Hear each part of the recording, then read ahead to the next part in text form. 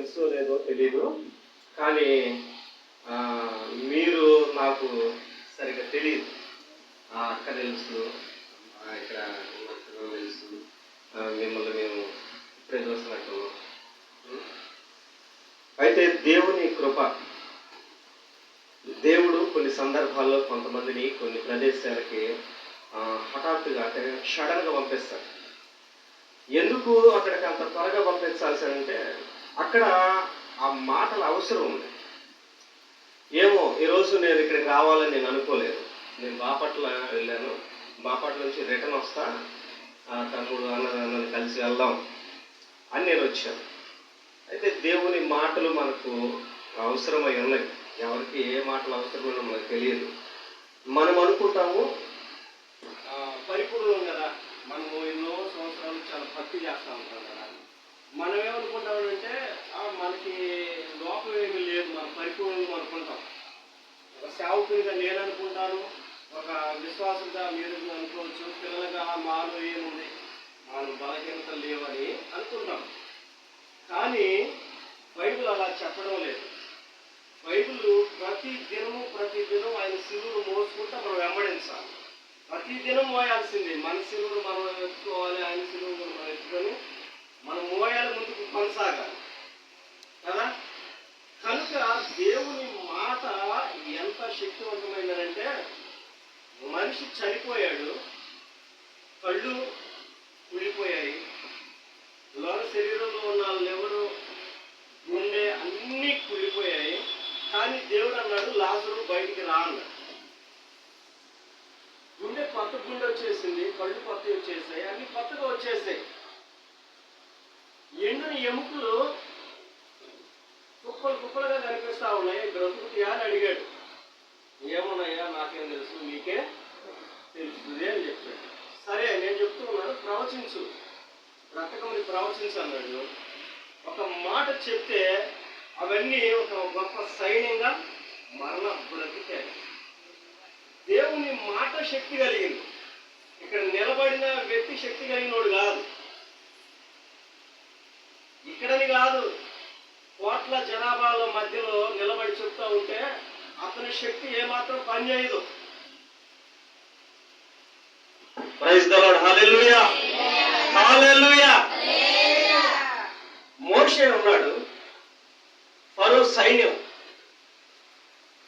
వారిని వెంటాడుతూ ఎర్ర సముద్రం వరకు వచ్చేసారు.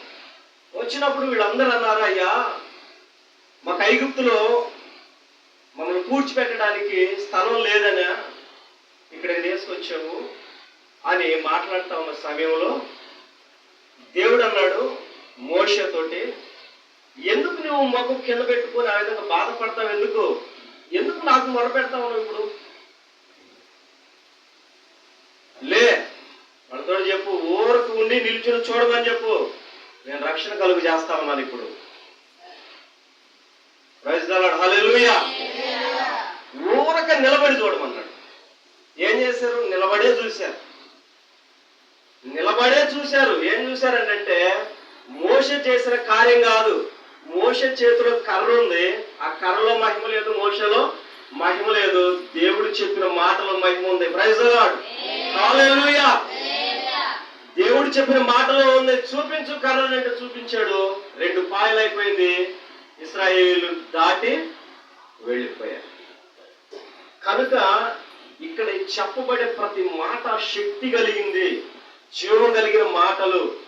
ఎవరు చెప్పినా ఎంత శ్రద్ధగా వినాలనంటే, నీవు దేవుని మందిరానికి వెళ్ళినప్పుడు, దేవుని స్థలంలో నీవు ఉన్నప్పుడు నీ ప్రవర్తన జాగ్రత్తగా చూసుకోవాలి కదా. ప్రసంగి 5:2 కదా ఈ మాట ఉంది. చాలా మంచిగా 1-2 వచనాల్లో మనం చూసినప్పుడు చాలా జాగ్రత్తగా మనం చూసుకోవాలి మన ప్రవర్తనని కదా, చాలా జాగ్రత్తగా చూసుకోవాలి. కనుక మాకు సమయం అయితే ఒక 40-50 నిమిషాలు నాకు సమయం ఇచ్చారు.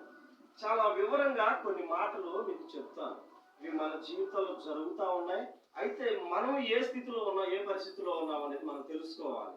సహజంగా ఇప్పుడు జరుగుతున్న పరిస్థితులు ఏంటంటే, మనము ఇంతవరకు మన ఊరు వరకు తెలుసు, లేదా మన రాష్ట్రం వరకు కూడా తెలుసో తెలీదో, మన జిల్లా వరకు కూడా తెలుసో తెలీదో మనకి. కానీ ప్రపంచంలో జరుగుతున్న ఒక విషయం ఏంటనంటే ఈ బైబిల్ని ఆఫ్ చేయాలని చూస్తా ఉన్నారు. ఈ బైబిల్ని బ్యాన్ చేయాలని చూస్తా ఉన్నారు. ఈ బైబిల్ ఆపేయాలి, ఈ బైబిల్ని ముద్రించడానికి లేదు అని ప్రయత్నాలు జరుగుతాయి. ఇంకొక విషయం జరుగుతుందంటే ప్రపంచవ్యాప్తంగా ప్రపంచ శాంతి అని ఒక నినాదము మొదలైంది. ఈ ప్రపంచ శాంతి నినాదం ఏంటనంటే ప్రపంచం మొత్తం ఒక్కడే వేలాలి, ప్రపంచం మొత్తం ఒక్కడే ఏలాలి. ఆ ఒక్కడే ఏలే సమయంలో మతాలు రకరకాల మతాలు ఉండకూడదు, భక్తి రకరకాల భక్తి ఉండకూడదు, స్థలాలు రకరకాల స్థలాల్లో ఆరాధనలు జరగకూడదు.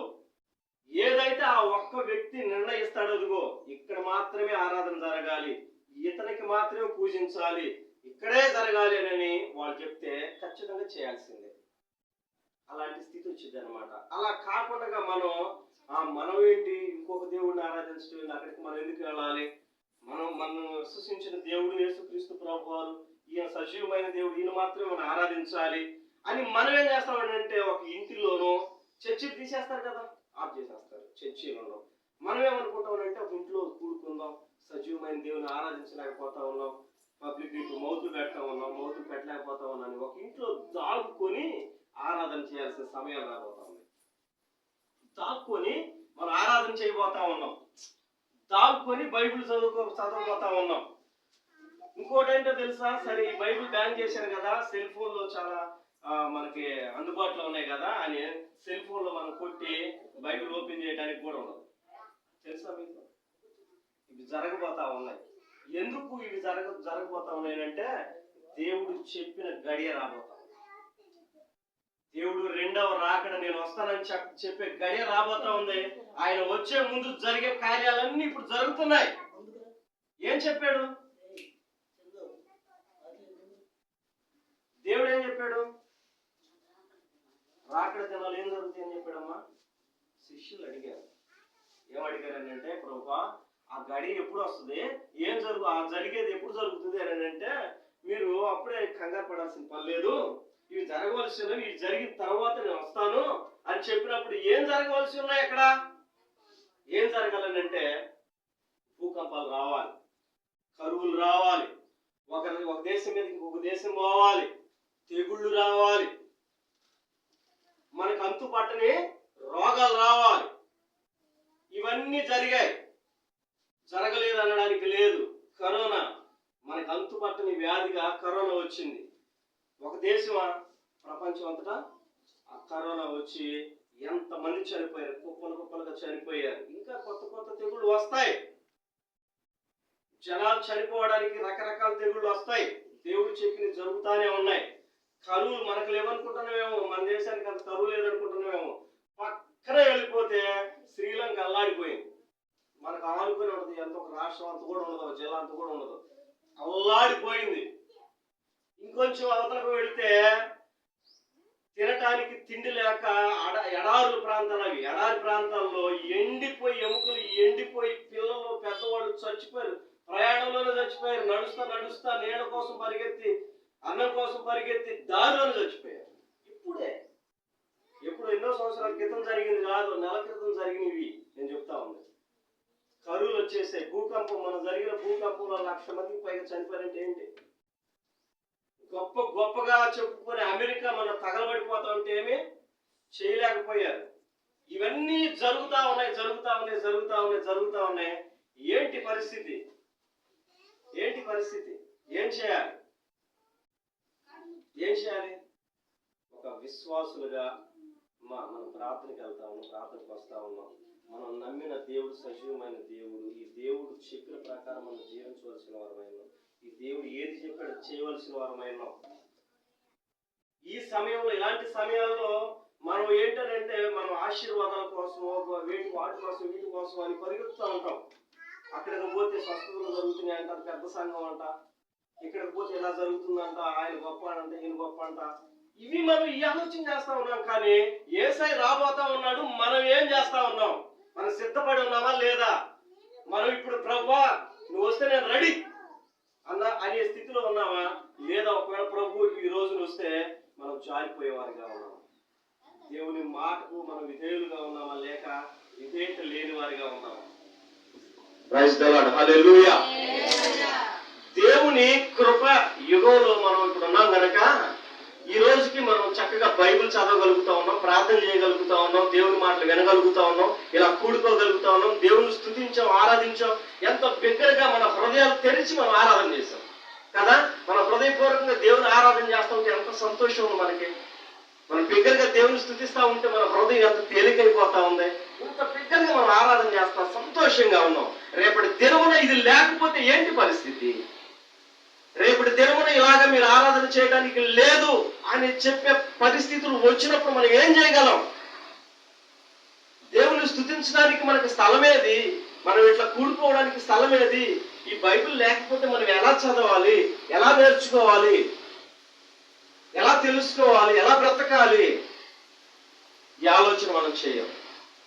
ప్రపంచ శాంతి అని ఒకడు వస్తాడు. బైబిల్లో ఉన్న మాటలే అవి కొత్తగా ఏం రావట్లేదు. అతను ప్రపంచ శాంతి అని అంటే ఎవరని అంటే క్రీస్తు విరోధి.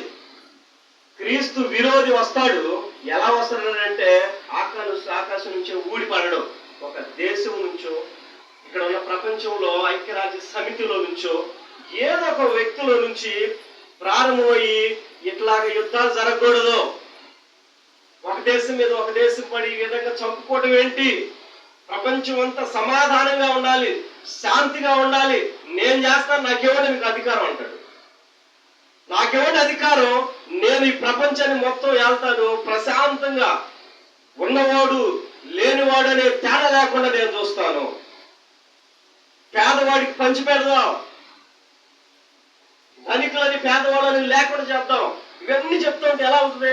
వా, ఎంత బాగుంది. ఇదే కాదు, క్రీస్తు కూడా అదే కదా కోరుకుంది. అంత సమాధానంగా ఉండాలని, శాంతి కావాలని, ఈ భూమి మీదకి నేను సమాధానం కలుగజేయడానికి వచ్చాను. ఇష్టమైన ప్రజలందరికీ సమాధానం అని ఆయన ప్రకటించాడు. ఇక సమాధానం కలిగేదంటే ఈయనే క్రీస్తు, ఈయనే అంత్యక్రీస్తు. క్రీస్తే కాకపోతే అంత్యక్రీస్తు. ఇలాగొస్తాడు.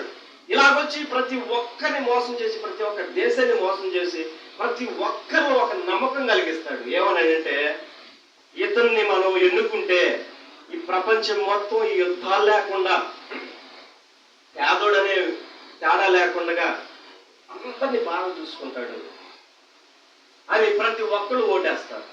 ప్రతి ఒక్కరు ఓటేసిన తర్వాత అతను చేసే పని ఏంటనంటే ప్రతి ఒక్కరికి ఒక చిప్పు, చిన్న చిప్పు ఒకటి నుదుటి మీదనో లేదా చేతిలోనో చిన్నదే ఒక ఆవగిందంతా చిప్పు ఒకటి పెడతాడు అనమాట.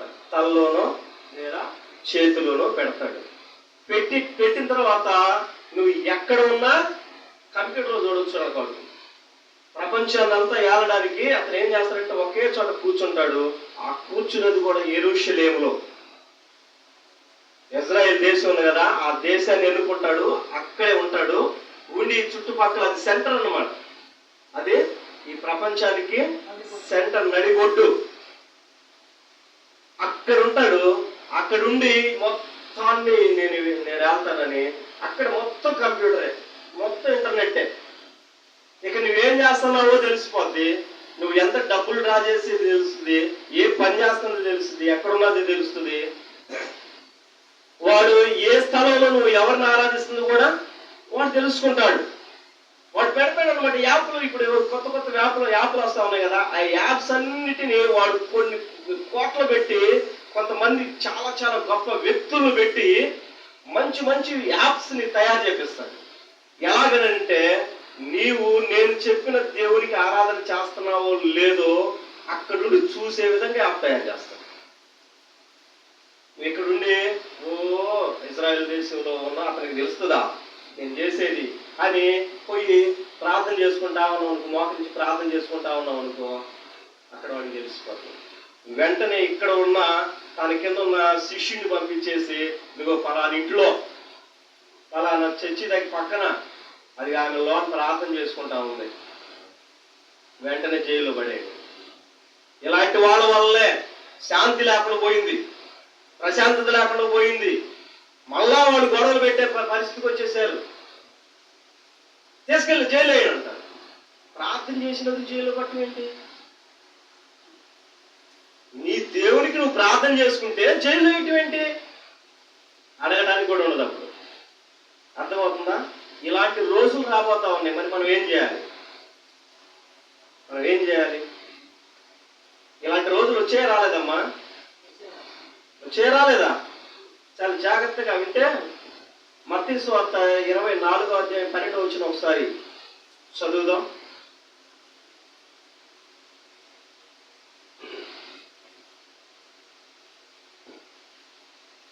మత్తయి సువార్త 24వ అధ్యాయం 12వ వచనం. అక్రమము విస్తరించుట చేత అనేకుల ప్రేమ చల్లారిపోతుంది. అంతం వరకు సహించిన వాడే రక్షించబడతాడు. Praise the Lord. హల్లెలూయా. చాలా జాగ్రత్తగా ఈ మాట ఆలకిస్తే ఈ రోజున జరుగుతున్న పరిస్థితులు మనకు అర్థమైపోతాయి. అక్రమము విస్తరించుట చేత అనేకుల ప్రేమ చల్లారిపోద్ది. ఎప్పుడు చల్లారిపోతాడంటే అక్రమం విస్తరించుట చేత.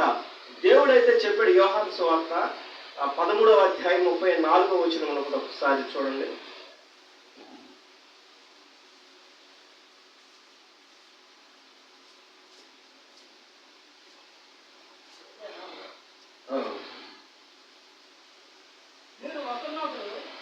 చాలా జాగ్రత్త అమ్మ, ఈ మాట జాగ్రత్తగా వినండి.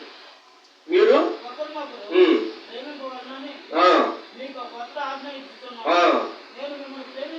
ఈ మాట జాగ్రత్తగా వినండి. నేను మిమ్మును ప్రేమించినట్లే మీరును ఒకరినొకరు ప్రేమింపవలెను. ఇదేంటి ఆజ్ఞ లేకపోతే మామూలుగా చెప్తూ ఉన్నాడా? ఆజ్ఞ. యేసుక్రీస్తు ప్రభువారు స్వయాన చెప్తున్నా ఆజ్ఞ ఏంటనంటే నేను ప్రేమించినట్లుగా మీరు ప్రేమించాలి. ఇక్కడేం చెప్తా ఉన్నాడు దేవుడు? రాకడ సమయంలో ఏం జరుగుతాయి అని శిష్యులు అడిగినప్పుడు చెప్తున్న మాట 24వ అధ్యాయం 12వ వచనంలో చెప్తున్న మాట. అక్రమము విస్తరించుట చేత అనేకుల ప్రేమ చల్లారుతుంది. ఇప్పుడు ప్రేమ ఎవరిలోనైనా స్వచ్ఛమైన ప్రేమ కనిపిస్తా ఉన్నది. స్వచ్ఛమైన ప్రేమ వీళ్ళలో ఉంది అని అంటే కేవలం క్రైస్తవులోనే. ఇంక ఎవరిలో ఈ ప్రేమ కనిపించదు. కేవలం క్రైస్తవుల్లో మాత్రమే కనిపిస్తుంది. కొంతమందికి వెరితనం కనిపించింది ఈ ప్రేమ, కొంతమందికి ఎగతాళి కనిపించింది ఈ ప్రేమ, కొంతమందికి ద్వేషం కనిపించింది ఈ ప్రేమ. కానీ క్రైస్తవుల్లో కనిపించిన ఈ ప్రేమ ఈ రోజుకి నిలబడి ఉందనంటే క్రైస్తవులు వెనుదీయకుండా ఆ ప్రేమ చూపిస్తూ ఉన్నారు. ఎవరు? మదర్ తెరిసా ఎవరు? క్రైస్తవురాలు. ఆమె చూపించిన ప్రేమ ఇప్పటికీ అనేక హాస్పిటల్స్ లో కనిపిస్తూనే ఉంటది. ఎవరైనా ఒకవేళ సేవ సంపూర్తిగా చేయాలి, అయ్యో ఈ కుష్ఠరోగి నేను బాగు చేయడానికి నేను ఏమాత్రం సిగ్గుపడకూడదు, ఆమెను బాగు చేయడానికి ముట్టడానికి నేను ఏమాత్రం భయపడకూడదు, ఇది ఎవరిని చూపించి నేర్పిస్తా ఉన్నారంటే ట్రైనింగ్స్ లో నర్సులకి డాక్టర్స్ కి ఎవరు చూపిస్తా ఉన్నారంటే మదర్ తెరిసాని చూపిస్తా ఉన్నారు. ఇదిగో ఈ మదర్ తెరిసా ఏం చేసిందనంటే కుష్టు రోగులు పోయి గ్లౌజ్ కూడా వేసుకోకుండా శుభ్రంగా తీసి పక్కన పోసేసి శుభ్రంగా కడిగింది కుష్ఠరోగిని. అలా చేయాలి డాక్టర్స్, మీరు ఇలా చేయాలి. ఒక రోగిని మనం ఇంతగా ప్రేమించాలి, ప్రేమించినప్పుడే అతను బాగు చేయగలుగుతామని ట్రైనింగ్ ఇస్తా ఉన్నారు. ఎవరిని బట్టి? మదర్ తెరిసాని బట్టి. మదర్ తెరిసా ఎవరు? క్రైస్తవురాలు. విలియం కేరీ మీకు తెలుసు కదా? విలియం కేరీ మీకు తెలుసు. అతను ప్రేమ ఎలాంటి ప్రేమ అంటే ఎదుటి వారు చనిపోతా ఉంటే వాళ్ళతో నాకెందుకులే అనుకోలేదు. ఎదుటి వారు ఈ విధంగా నశించిపోతా ఉన్నారే అని బాధతోటి ప్రధానితోటి కలిశాడు. ప్రధానితోటి మాట్లాడడానికి అక్కడ ఉన్న వాళ్ళు కొంతమందిని తీసుకొని వెళ్ళి వారిని తీసుకొని అక్కడికి వెళ్ళి ఇది సరైనది కాదు, చిన్న పిల్లలు పసిపిల్లల్ని చిన్న బాల్య వయసులోనే పెళ్లి చేసేసి ఎవరికి ఇచ్చేస్తారని అంటే ముసలోడు ఆయన చేసుకోవచ్చు. ముసలోడు పెళ్లి చేసుకుంటాడు చిన్న పాపని. చేసుకున్న తర్వాత ముసలోడు కొన్ని 2 సంవత్సరాలు 3 సంవత్సరాలు చచ్చిపోతాడు. చచ్చిపోయిన తర్వాత ఈ పిల్లలు ఏం చేస్తారని అంటే మళ్ళీ ఆ శవం మీద పెట్టి చచ్చిపోయిన ఆ ముసలోడి శవం మీద ఈ పాపను పెట్టేసి పైన పెట్టేసి సజీవ దహనం అంటే కాల్చి చంపేస్తారు. వాడు చచ్చిపోయింది వారాక ఈ పాపను కూడా కాల్చి చంపేస్తా ఉన్నారు. సతీ సహగమనం అని. ఆ సమయంలో ఇతను గుండె పగిలిపోయింది. విలియం కేరీ గుండె. అయ్యో ఏంటిది అతను చనిపోయాడు, ఈమెందుకు చంపుతా ఉన్నారు అని పోయి మాట్లాడి దాన్ని రద్దు చేపించాడు. ఇది సరైంది కాదు, ఇది ఒక ఆచారం. ఈ ఆచారం వల్ల పసిబిడ్డలు చచ్చిపోతా ఉన్నారు, అన్యం పుణ్యమైన స్త్రీలు చనిపోతా ఉన్నారు, ఇలా చనిపోకూడదని మాట్లాడిన ఒక వ్యక్తి ఎవరనంటే విలియం కేరీ. ఎవరతను? క్రైస్తవులు మాత్రమే ఎక్కువ అధికంగా అందరినీ ఒకే విధంగా ప్రేమిస్తారు. ధనాన్ని చూసుకోరు, లేదా సొంత వారిని చూసుకోరు, లేదా పొరుగు వారిని చూసుకోరు, ఎవరని చూడరు. అందరి మీద ప్రేమ చూపించేది ఒక క్రైస్తవులు. కానీ దేవుడు చెప్తూ ఉన్నాడు, అక్రమము విస్తరించుట చేత అనేకుల ప్రేమ చల్లారిపోతుంది. ఈ రోజున క్రైస్తవులు ఎలా ఉన్నారు? క్రైస్తవుల ప్రేమ ఉందా? చర్చికి వచ్చే వాళ్ళలో ప్రేమ కనిపిస్తా ఉందా? కనిపించటం లేదు. ఎందుకు కనిపించటం లేదు? ఈ ప్రేమ ఎందుకు కనిపించడం లేదనంటే చల్లారిపోతా ఉంది. అక్రమం మనలోకి వస్తా ఉంది.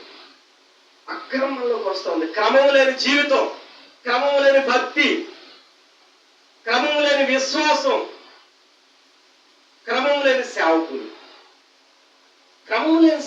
సేవకులు కూడా అక్కడికి వెళ్ళిన తర్వాత, అయ్యా నీ నామమును మేము దెయ్యాలను వెళ్ళగొట్టలేదా?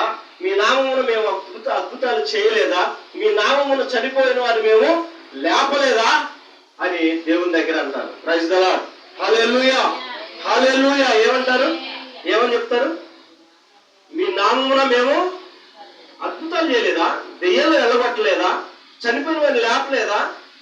అయ్యా నీ నామం నిన్ను చేశాం కదా అని అంటే, అక్రమము చేయవారులారా నా ఎద్దు నుండి వెళ్ళి అక్రమం చేస్తా ఉన్నారు. క్రమం లేని సేవకులు తయారయ్యారు. క్రమము లేదు. నేను ఒక మాట చెప్తానమ్మా.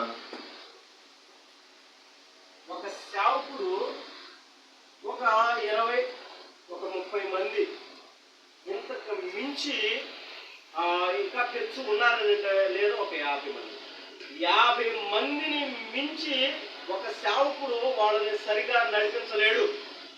మనం అనుకుంటా ఉంటాము, అక్కడికి వెళ్తే గుంపులు ఉన్నారు, ఇక్కడికి వెళ్తే గుంపులు ఉన్నారు, ఇక్కడ చాలా మంది ఉన్నారు, అక్కడ చాలా మంది ఉన్నారు అని అంటే, వాళ్ళందరినీ సరైన క్రమంలో నడిపించడానికి వాళ్ళకి శక్తి చాలదు.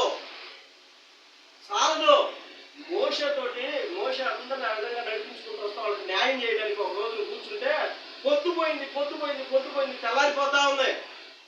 అప్పుడు వాళ్ళ మావ అన్నాడు, అయ్యా ఇది కాదు, నీవే ఎలా చేస్తావు? చేయలేవు, నీ వల్ల కాదు. 1000 మందికి ఒక పెద్దను పెట్టు, 100 మందికి ఒక పెద్దను పెట్టు, 50 మందికి ఒక పెద్దను పెట్టు.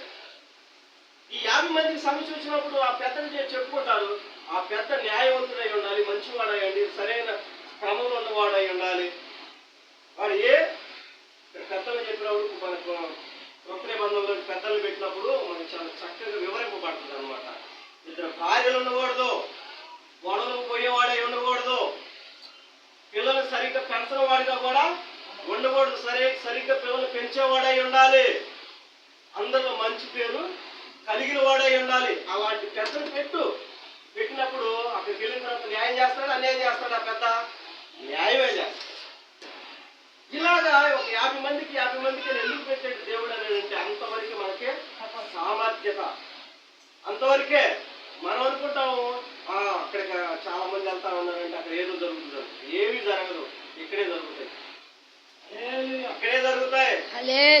హల్లెలూయా, ఇక్కడ జరుగుతాయి.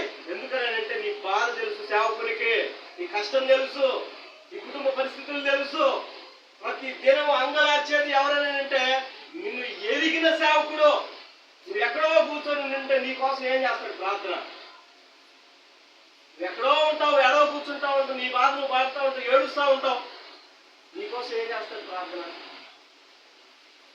ఒక మనిషికి వాళ్ళ సమస్య తీరేంత వరకు మొరపెట్టగలగాలి అంటే సేవకుడు అందుబాటులో ఉండాలి. నీ బాధని వినేవాడై ఉండాలి. నువ్వు చెప్తే కూర్చొని అమ్మా చెప్పు ఇంకా చెప్పు, నేను ప్రార్థన చేస్తాను చెప్పు, మా ఆన్లైన్ ప్రేయర్ రోజు రా కూర్చుందాం, మా ప్రార్థన చేద్దాం, దేవుడు మా ప్రార్థన వింటాడు, మొర పెడదామని కూర్చొని కన్నీళ్లు కాచే సేవకుడు కావాలి. అవునా కాదా? అవునా కాదా? క్రమం ఎక్కడ ఉంటుందంటే కొద్ది సంఘాల్లోనే మాత్రమే, కొంతమంది కనిపించే సంఘంలో మాత్రమే క్రమం ఉంటుంది. 5 10 మంది చాలు. ఆ సంఘం ఎలా ఉంటుందంటే దేవుడు మెచ్చే సంఘంలా ఉంటుంది. హల్లెలూయా. ఒక 10 మంది కనిపిస్తా ఉంటే ఆ 10 మంది సంఘం ఎలా ఉంటుందంటే దేవుడు కను దృష్టి ఇక్కడే ఉంటుంది. దేవుడు చూస్తూ ఉంటాడు, ఈ 10 మందిని చూస్తూ ఉంటాడు. ఈ 10 మంది కొరకు సేవకుడు ఏ విధంగా భారంగా ఉన్నాడు, ఈ 10 మంది కొరకు వాక్యం ఏ విధంగా సిద్ధపడతా ఉన్నాడు, ఏ విధంగా వాళ్ళని బలపరచాలని చూస్తా ఉన్నాడు, ఏ విధంగా వాళ్ళని దేవుని సన్నిధికి బలమైన వారిగా చేయాలని చూస్తా ఉన్నాడని దేవుడు చూస్తా ఉంటాడు. గొప్ప గొప్ప కార్యాలు చేస్తే కాదు, గొప్పగా ఏదేదో చెప్తే కాదు. కొంతమంది సేవకులు చెప్పలేకపోవచ్చు అమ్మా, పెద్ద సేవకులు చెప్పినట్లుగా చెప్పలేకపోవచ్చు ప్రసంగాలు, పెద్ద సేవకులు పాడినట్టుగా పాడలేకపోవచ్చు పాటలు, పెద్ద సేవకులు తిరిగినట్టుగా స్వార్థకు తిరగలేకపోవచ్చు, మీటింగులు పెట్టలేకపోవచ్చు, పెద్ద సేవకులు చేసినట్లుగా ఆర్పాటాలు చేయలేకపోవచ్చు. కానీ దేవుడు అవి చూడడు, అవి చూడడు. దేవుడు ఏం చూస్తాడనంటే నమ్మకంగా యథార్థంగా ఎవరున్నారా, యథార్థవంతులు ఎవరున్నారా అని ఆయన కను దృష్టి లోకమంతటా సంచరిస్తూ ఉంది. యథార్థవంతుల కోసం చూస్తా ఉన్నాడు దేవుడు. యథార్థవంతులు ఎక్కడ ఉంటారంటే గుంపులో ఉండరు, కొద్ది మందిలో ఉంటారు, మూల స్తంభాలుగా ఉంటారు. ఎంతమంది వెళ్ళారు సుమారు అనుకున్నామమ్మా?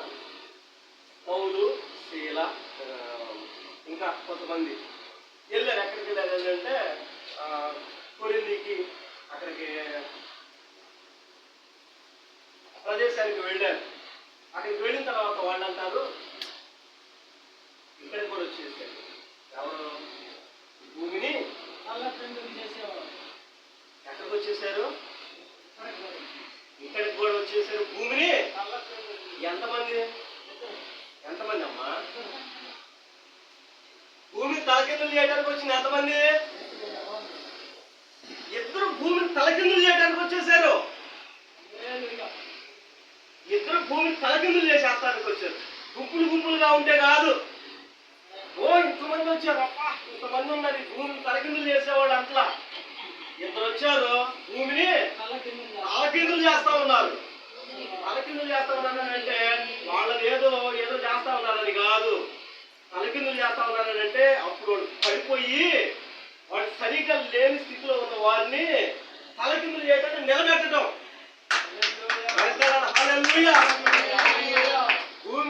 ఇక్కడ భూమి మీద ఉన్న ప్రజలందరూ పాపము చేత చచ్చి పడిపోయి ఉన్న వారిని లేపటమే తలకిందులు చేయడం అంటే. అప్పటి వరకు ఇట్లా ఉన్నవారు ఇప్పుడు ఇలా ఉంటారు. హల్లెలూయా. కనుక దేవుడు చెప్తా ఉన్నాడు. మనం యోహాను సువార్త 13:34 మనం చదివాం.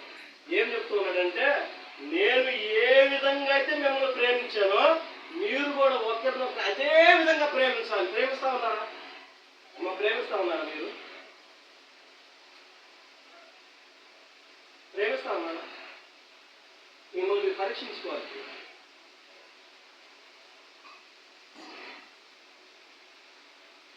దేవుడు అంటా ఉన్నాడు నేను మిమ్మల్ని ప్రేమించినట్లుగా మీరు ఒకరినొకరు ప్రేమించాలి. అప్పుడు మొదటిగా మనం ఆయన ప్రేమ ఎలాంటిదో తెలిస్తే మనం కూడా అలా ప్రేమించగలం. ఆయన ప్రేమ ఎలాగుంది? నేను పాపిని, మనం పాపులం, ఈ పాపిని వెతుక్కుంటూ వచ్చాడు. ఆ ప్రేమ ఎలాంటిదంటే పాపిని వెతికే ప్రేమ, పాపులు ఎతుకుతూ ఉన్నది ప్రేమ. యేసయ్య ప్రేమ పాపిని వెతుక్కుంటూ వచ్చింది. ఎక్కడి నుంచి వచ్చిందంటే పరలోకం నుంచి వచ్చింది ప్రేమ. పరలోకాన్ని విడిచిపెట్టి వచ్చింది ప్రేమ. ఈ ప్రేమ మనకు కావాల్సిన ఏ ప్రేమ? మనల్ని వెతికిన ప్రేమ. ఎలాంటి వారిని వెతికింది ప్రేమ? పాపులను వెతికింది, దుష్టులను దుర్మార్గులను వెతికింది, నశించుచున్న దాన్ని వెతికింది, నశించిపోతున్న మనల్ని వెతికింది. ఆ ప్రేమ, ఈ ప్రేమ ఆయన చూపించిన ప్రేమ, ఈ ప్రేమ ఆయన